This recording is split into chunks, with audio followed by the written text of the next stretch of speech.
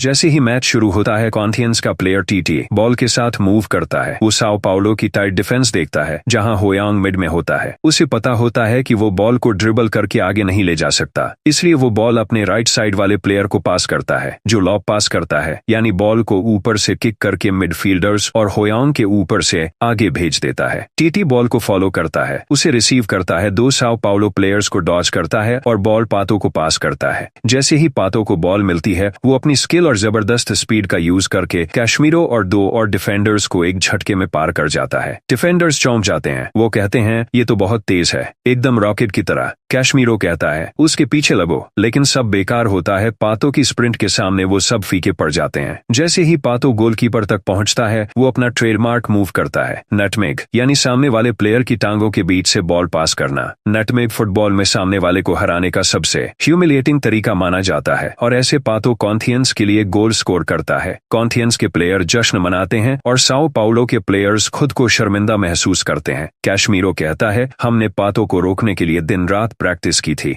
लेकिन सिर्फ 5 मिनट में ही पहला गोल खा लिया। पातो की ड्रिबलिंग और रनिंग इतनी जबरदस्त है कि वो मैदान में इनविंसिबल लगता है। होयांग थका हुआ और हारा हुआ दिखता है। वो अपनी धड़कन शांत करता है, एक लंबी सांस लेता है और खुद को समझाता है कोई बात नहीं, बस हमें एक गोल करना है। अगर हम अब और गोल न खाएं तो सब ठीक हो जाएगा। पहले हाफ में और कोई टीम गोल नहीं कर पाती। होयांग बस और गोल रोकने की कोशिश करता है, लेकिन कॉर्inthians की अटैक पर जवाबी हमला करने का मौका नहीं मिल रहा। होयांग सोचता है हमारी टीम की डिफेंस बहुत वीक है, इसलिए मैं स्ट्राइकर की तरह नहीं खेल सकता। कैशमीरो पातो को नहीं रोक पा रहा। अगर मैं स्ट्राइकर होता तो शायद ये एक चैलेंजिंग स्कोरिंग कॉन्टेस्ट बनता। पातो की अटैक शार्प और सॉलिड है, मैं बस बॉल को स्मूथ डिस्ट्रीब्यूट करके मौका ढूंढ सकता हूँ। पहला हाफ खत्म होता है, कॉर्inthians 1-0 से आगे है। जैसे ही सभी Sao Paulo player locker room जाते हैं, उनका मनोबल बिल्कुल गिरा होता है। सबको लगता है कोच कार्लो अब डांट लगाएंगे, लेकिन लॉकर रूम में कोच कार्लो बोलते हैं तुम सबने अच्छा खेला।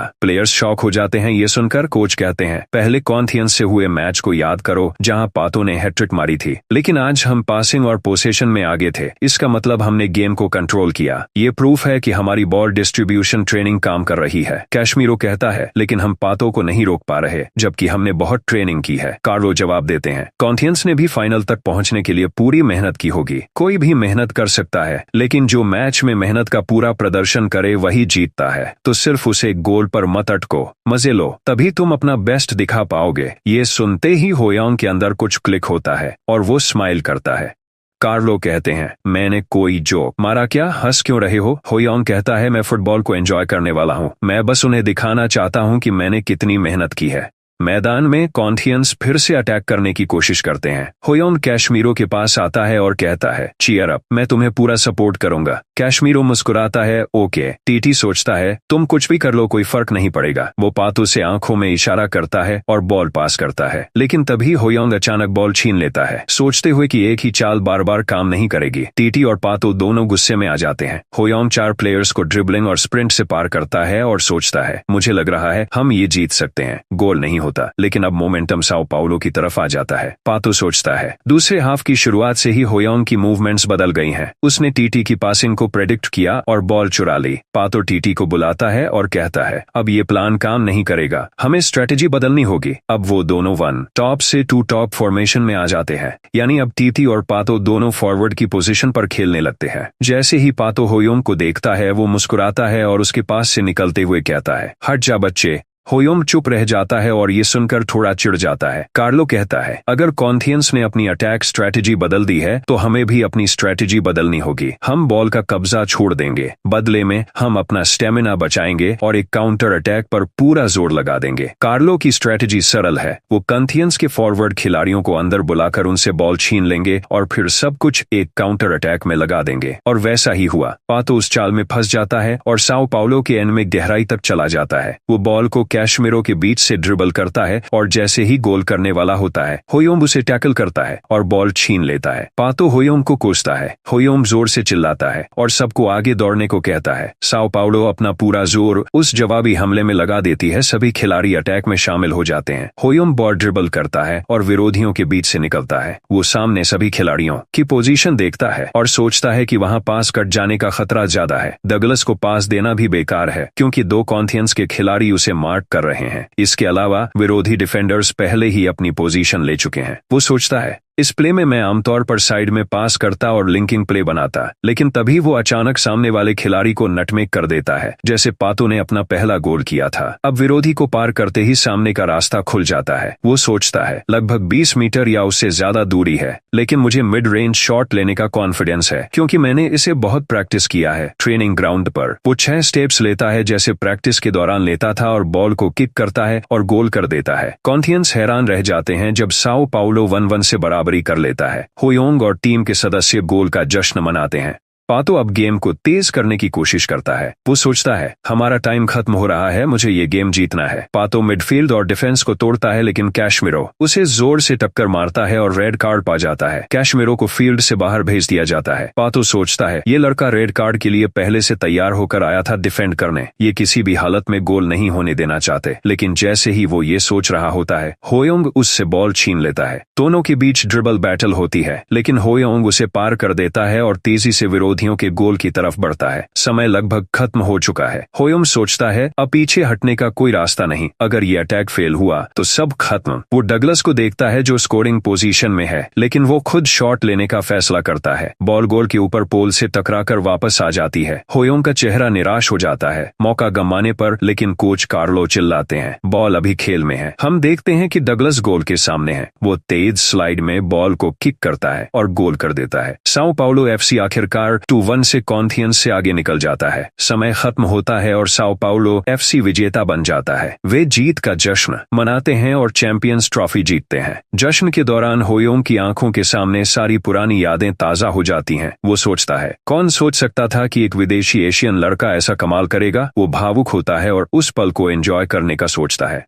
टूर्नामेंट के बाद हम देखते हैं कि फुटबॉल फेडरेशन के सदस्यों की मीटिंग चल रही है। मीटिंग का विषय है अंडर 13 लीग का गोल्डन बॉल और टॉप स्कोरर सिलेक्शन। वे सहमत होते हैं कि होयोंग को गोल्डन बॉल मिलनी चाहिए। एक सदस्य कहता है वो भले ही एशियन है, लेकिन मुझे लगता है ये ट्रॉफी उसे और बेहतर बनाएगी। लोकल खिलाड़ियों को भी इससे मोटिवेशन मिलेगा। दूसरा सदस्य कहता है ये साल तो गजब का रहा। फर्स्ट डिवीजन लीग में एक एशियन खिलाड़ी ने ट्रॉफी उठाई और सेकंड डिवीजन में नेमार नाम के लड़के ने 40 गोल किए। दोस्तों, इस पल में हमें भविष्य की एक जबरदस्त झलक मिलती है। आगे चलकर होयोंग का सामना कुछ बड़े और महान खिलाड़ियों से होगा। अगले दिन अवार्ड सेरेमनी होती है। अलेक्जेंडर पातो को टॉप स्कोरर चुना जाता है, जबकि गोल्डन बॉल और बेस्ट स्ट्राइकर का अवार्ड होयोंग को मिलता है। ट्रॉफी के साथ होयोंग को लगभग 3 मिलियन वोन का इनाम भी मिलता है, लेकिन होयोंग उस इनाम से ज्यादा खुश होता है जो उसे सिस्टम ने दिया। अब वो A- लेवल का फुटबॉल जीनियस टैलेंट पातो से कॉपी कर सकता था। होयोंग सोचता है आखिरकार मुझे फुटबॉल जीनियस मिल गया, जो मेरी ग्रोथ के लिए सबसे जरूरी चीज है। मुझे चिंता थी कि फुटबॉल प्रोडिजी को B+2 तक ले जाना व्यर्थ न हो जाए, लेकिन अब कोई फर्क नहीं पड़ता क्योंकि पातो का फुटबॉल जीनियस A- ने फुटबॉल प्रोडिजी B+2 को एब्जॉर्ब कर लिया और अब वो A बन गया। होयोंग ये देखकर हैरान और खुश होता है। वो सोचता है पातो का टैलेंट पहले ही A- था, शायद इसलिए वो B+2 को एब्जॉर्ब करके A बन गया। वो संतोष में सोचता है मेरी मेहनत बेकार नहीं गई। टैलेंट कॉपी करने के बाद नोट में लिखा था इस टैलेंट को पूरी तरह सीखने में 30 दिन लगेंगे। इस समय में कोई और टैलेंट नहीं सीखा जा सकता। होयोंग मुस्कुराकर सोचता है अब सिर्फ 30 दिन बाकी हैं जब मैं एशियन इतिहास का सबसे बेहतरीन रूकी बनूंगा। मेरा प्रोफेशनल डेब्यू बस आने ही वाला है। दुनिया का सबसे कम उम्र में डेब्यू करने का रिकॉर्ड अर्जेंटीना के खिलाड़ी रो के पास है, लेकिन अब मैं वो रिकॉर्ड तोड़ने जा रहा हूँ।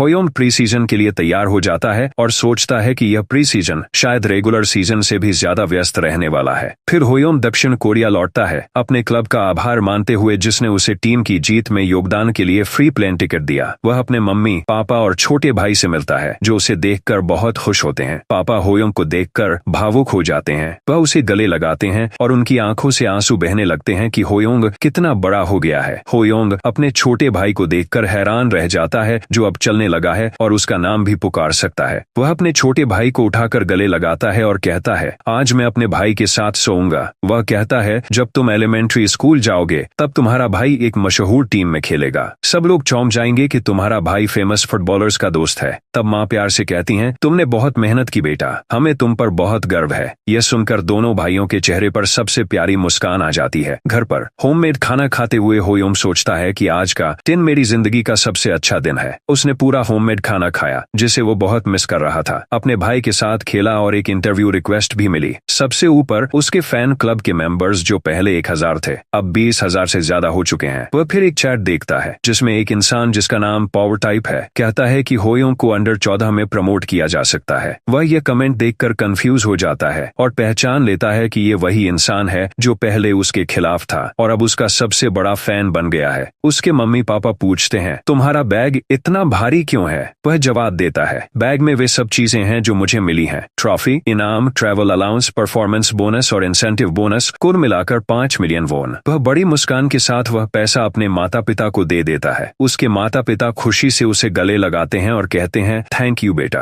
अगले दिन माँ उसे उठाती हैं और कहती हैं, क्या तुमने कोच चा बम को कॉल नहीं किया था? होयोम अचानक बिस्तर से उठ जाता है और पूरी तरह हड़बड़ी में आ जाता है। वह याद करता है कि लीग चैंपियनशिप वाले दिन जब मैंने अपनी जीत की खबर परिवार को बताई थी, उसी दिन मैंने चा बम से भी संपर्क किया था। बातचीत के दौरान चा बम ने खास तौर पर जोर दिया था कि होयोम को घर लौटते ही उससे मिलना है, इसलिए होयोम को जल्दी करनी है और चा बम से जल्द मिलना है। चा बम के घर पर होयोंग और उसके पापा चा बम से मिलते हैं। चा बम होयोंग को अंडर 13 लीग जीतने पर बधाई देते हैं और कहते हैं, तुमने इस लीग में बहुत मेहनत की है। होयोंग धन्यवाद कहता है। फिर चा बम एक्साइटेड होकर बोलते हैं, मैं तुम्हें ड्रीम ट्री एक्सपीडिशन में भेजना चाहता हूँ। होयोंग पूछता है, ड्रीम ट्री एक्सपीडिशन क्या है? चा बम बताते हैं, ये एफसी ड्रीम की एक ओवरसीज एक्सपीडिशन प्रोजेक्ट है जो 13 साल से कम उम्र के जीनियस खिलाड़ियों के लिए है। कोच ने होयोंग के लिए एक जगह खाली रखी हुई है। होयोंग मुस्कुरा कर कहता है, थैंक यू, मैं सच में इसमें शामिल होना चाहता हूँ। वह सोचता है कि अच्छा हुआ कि ऑफ सीजन में ज्यादा कुछ नहीं है। चा बम कहते हैं, तुम ट्रेनिंग करोगे, मैच खेलोगे और दूसरे होनहार खिलाड़ियों को खेलते देखोगे। होयोंग उत्साहित हो जाता है क्योंकि उसे कुछ कमाल की यंग प्लेयर्स से मिलने का मौका मिलेगा। चा बम कहते हैं, यह एक्सपीडिशन जर्मनी में होगा जो यंग टैलेंट्स के लिए एक स्वर्ग है।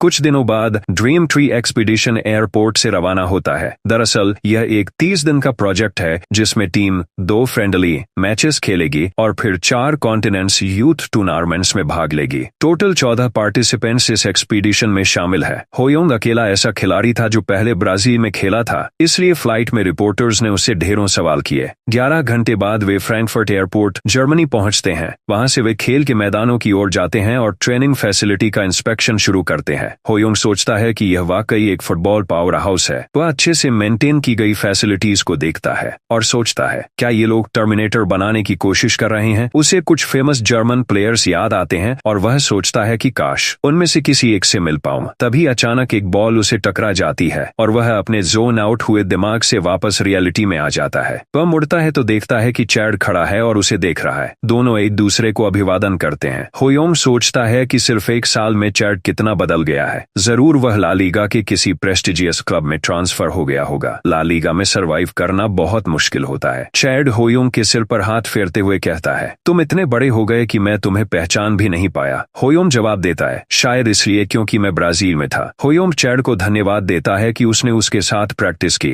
अंदर से वह सोचता है, उसके टैलेंट को हासिल करने की वजह से ही मैं साओ पाउलो में शामिल हो पाया और चैंपियनशिप ट्रॉफी उठा सका। मैं आज जो भी हूँ वो चैड से उस किस्मत वाले मिलने की वजह से हूँ। चैड बहुत विनम्रता से जवाब देता है, कुछ खास नहीं है। होयोंग चैड की एबिलिटीज देखता है और सोचता है कि पिछली बार के मुकाबले उसके कुछ टैलेंट अपग्रेड हो गए हैं और अब उसके पास एक नया टैलेंट भी है, स्ट्रॉन्ग फिजिक यानी मजबूत शरीर। उस टैलेंट को कॉपी करने की कंडीशन है अगले मैच में फ्रैंकफर्ट के खिलाफ जीतना और उनके खिलाफ एक गोल करना। होयोंग सोचता है कि टैलेंट की कंडीशन पहले से आसान लग रही है। क्या ये इसलिए है क्योंकि मैंने पहले ही यू ग्रेड टैलेंट हासिल कर लिया है? वह रॉबस्ट फिजिक टैलेंट को देखता है और सोचता है कि ये अगले सीजन में बहुत काम आएगा, इसलिए मैं इसे हासिल करूंगा। बाहर से वह चैड का धन्यवाद करता है और सोचता है, मैं कितना भाग्यशाली हूं जो फिर से चैड से मिला। फ्रैंकफर्ट के खिलाफ मैच 4 दिन बाद था। इन 4 दिनों में होयोंग ने ईमानदारी से प्रैक्टिस की, फ्रैंकफर्ट की अंडर 13 टीम की ट्रेनिंग देखी और अपनी टीम के मेंबर्स को जानने की कोशिश की। वह अपने पुराने दोस्त सियोक से भी मिला। सियोक ने कहा, तुझे तो ब्राजील में हीरो जैसा ट्रीट किया जा रहा था, तू लंबा भी हो गया है और तेरी स्किल्स भी बेहतर हो गई हैं। होयोंग कहता है, धन्यवाद, मैं बहुत खुश हूं कि फिर से तेरे साथ खेल रहा हूं। अंदर से वह सोचता है, ये सब तेरे टैलेंट की वजह से ही है कि मैं लंबा हो गया हूं। होयोंग फिर पूछता है, क्या तू यून नाम के किसी बच्चे को जानता है? सियोक को वह नाम याद नहीं आता। इस पर होयोंग सोचता है, यून वो बच्चा है जिसे चा बम अवार्ड मिलना चाहिए था, लेकिन अब वह कहीं नजर नहीं आता। लगता है मेरी वजह से फ्यूचर बदल गया है और आने वाले समय में फुटबॉल का और भी फ्यूचर मेरे कारण बदलेगा। 4 दिन बाद फ्रैंकफर्ट अंडर-13 के खिलाफ बहुप्रतीक्षित मैच शुरू होता है। होयोंग एक खिलाड़ी बेनियल को देखता है और उसका डिसेंट हेडिंग स्किल कॉपी करना चाहता है। उस टैलेंट को कॉपी करने की कंडीशन है 60 मिनट तक बेनियल के साथ खेलना और उसके खिलाफ एक गोल करना। होयोंग सोचता है, काफी समय बाद ऐसा हेडिंग टैलेंट देखा है। अगर मैं हेडिंग मास्टर कर लूं तो एरियल प्ले में मुझे बहुत फायदा मिलेगा। चलो इस मैच को जोरदार तरीके से जीतते हैं। मैच के दौरान होयोंग बड़ी आसानी से डिफेंडर्स को ड्रिबल करता और बॉल को चकमा देता है। चैड और उसके पिता चा बम स्टैंड से प्ले देख रहे हैं। चैड कहता है, होयोंग कितना बदल गया है कि मैं उसे पहचान भी नहीं पा रहा। चा बम जवाब देते हैं, मैं भी बचपन में ऐसा ही था। चैड सोचता है, ये मेरे पापा के मुंह से निकली सबसे बड़ी कॉम्प्लीमेंट है। होयोंग की मूवमेंट्स बिल्कुल चीते जैसी तेज दिखती है। वह इंसानों के बीच में शेर जैसा है। होयोंग फिर मिड रेंज शॉट से बॉल को किक करता है और गोल कर देता है। गोल सेलिब्रेट करते हुए उसकी हेडर टैलेंट कॉपी की दूसरी कंडीशन भी पूरी हो जाती है। साथ ही उसका मौजूदा talent mid range shot C+2 से C+3 हो जाता है। और फिर आता है उसका सिग्नेचर चोरी किया हुआ सेलिब्रेशन। हर कोई होयोंग की परफॉर्मेंस से खुश और एक्साइटेड है। चैड कहता है, पिताजी, कोरिया का फ्यूचर ब्राइट लग रहा है। आप क्या सोचते हैं वह नेशनल टीम के लिए कब सिलेक्ट होगा? अगर वो होयोंग है तो मुझे लगता है वह सबसे यंगेस्ट प्लेयर बनने वाला है। चा बम प्रैक्टिकल लुक से कहते हैं, कोई फ्यूचर नहीं जानता। चैड कहता है, पर आपके अंदर कोई फीलिंग तो जरूर होगी। चा बम सीरियस टोन में कहते हैं, फुटबॉल के किंग पहले भी फ्यूचर नहीं बता सकते। फिर वो मुस्कुरा के कहते हैं, लेकिन फिर भी मुझे होयोंग के लिए अच्छी फीलिंग आ रही है। एक लेजी जीनियस कुछ नहीं कर सकता, लेकिन होयोंग हमेशा हार्डवर्क करता है। अब तक वह कंसिस्टेंट रहा है। उसी बीच सिर्फ 10 मिनट में होयोंग अपना दूसरा गोल भी कर देता है। वह सोचता है, मेरा ड्रिबलिंग अब बेहतर हो गया है और मेरी मिड रेंज शॉट की एक्यूरेसी भी बढ़ गई है। वो समझ जाता है कि मिड रेंज शॉट असली मैच में यूज करने से ज्यादा ग्रोथ होती है कंपेयर टू अकेले प्रैक्टिस करने से। अब वह सोचता है कि इस सीजन के एंड तक अपनी मिड रेंज शॉट स्किल को C+3 से B तक ले जाएगा। सेकेंड हाफ में फ्रैंकफर्ट काउंटर अटैक करने की कोशिश करता है। फ्रैंकफर्ट के कोच कहते हैं, हम अभी काउंटर अटैक इसलिए कर पा रहे हैं क्योंकि होयोंग, जो अब तक अटैक और डिफेंस के बीच उड़ता फिर रहा था, अब सिर्फ अटैक पर ध्यान दे रहा है। वो अपनी स्टेमिना बचा रहा है। दूसरी ओर होयोंग सोचता है, एक फ्रेंडली मैच में अपनी सारी स्टेमिना लगाने की कोई जरूरत नहीं है। मुझे अपकमिंग गेम के लिए एनर्जी बचानी है। तभी उसे एक टीम मेंबर से पास मिलता है। अब जब होयोंग के पास बॉल है, विपक्षी खिलाड़ी एक्स्ट्रा कॉशियस हो जाते हैं। होयोंग अपनी डैजलिंग फुटवर्क और रिदमिक फ्लेक्सिबिलिटी का उपयोग करता है और अकेले ही पूरी डिफेंस को तोड़ देता है। डिफेंडर्स उसे बस देखे जा रहे हैं। हैरानी में होयोंग गोल की ओर बढ़ता है। एक डिफेंडर उसके सामने खड़ा होता है और उसकी हर मूवमेंट को बहुत शांति से ऑब्जर्व करता है। होयोंग लेफ्ट मूव करता है। डिफेंडर उसकी उस मूवमेंट को पकड़ लेता है, लेकिन वो एक फेक था। होयोंग ने बॉल को राइट से ले लिया, जिससे डिफेंडर जमीन पर अपने बम के बल गिर पड़ा। होयोंग उसे देखता है और सोचता है, पिछले साल में ऐसा ही था। मैंने जर्मनी से हार का स्वाद चखा था। ये टीम अलग है, लेकिन एक जर्मन टीम को मात देना बदले जैसा लग रहा है। मैंने एक साल में कितना ग्रोथ किया है और ये सब एक रात में नहीं हुआ। बॉडी फेंट्स और ड्रिबलिंग के लिए बैलेंस एडजस्टमेंट्स, कितनी ट्रेनिंग ली थी इस सिंपल लगने वाली मूव के लिए। फिर वह गोलकीपर की तरफ बढ़ता है और नटमेग यानी गोलकीपर की टांगों के बीच से बॉल भेजकर गोल कर देता है। बॉल अंदर जाती है और होयोंग मैच में हैट्रिक पूरी करता है। विरोधी खिलाड़ी थक चुके हैं और सोचते हैं, ये बंदा कौन है? ये तो एक मॉन्स्टर है। होयोंग के टीममेट्स भी हैरान रह जाते हैं। उनमें से एक कहता है, लगता है ब्राजील में फुटबॉल सीखने से कुछ अलग ही असर पड़ता है। लेकिन सियोक कहता है, नहीं, वो सिर्फ नेचुरली टैलेंटेड नहीं है, उसने बहुत हार्ड ट्रेनिंग की है और अब तो वो लंबा भी हो गया है। उधर होयोंग अपना सिग्नेचर सेलिब्रेशन मूव करता है। मैच के एंड में फ्रैंकफर्ट का प्लेयर बेनियल अपनी हेडर टैलेंट का यूज करके एक गोल करता है, लेकिन उसी पल फाइनल व्हिसल बजती है और ड्रीम ट्री टीम 3-1 से जीत जाती है। होयोंग बहुत एक्साइटेड होता है क्योंकि अब उसे 2 नए टैलेंट्स मिल चुके हैं, बेनियल से डिसेंट हेडिंग और चैड से स्ट्रॉन्ग फिजिक, क्योंकि उसने दोनों टैलेंट्स की कंडीशंस पूरी कर ली थी। अब वह एनर्जी से भर गया है। इसके साथ अब उसके पास कुल 16 टैलेंट्स हो चुके हैं। वह पहले से कहीं ज्यादा मोटिवेटेड है। वह सोचता है, सबसे पहले मैं जर्मन यूथ के सारे टैलेंट्स प्लेयर्स इकट्ठा करूंगा और फिर एक दिन मैं इस दुनिया के हर टैलेंट को कॉपी कर लूंगा। मैच के बाद हम देखते हैं कि होयोंग और उसकी टीम साउथ जर्मनी के म्यूनिक में जर्मन हॉट डॉग खा रही है। असल में उनके पास अगला गेम शुरू होने से पहले थोड़ा टाइम था, इसलिए वो साइट सीन पर गए थे।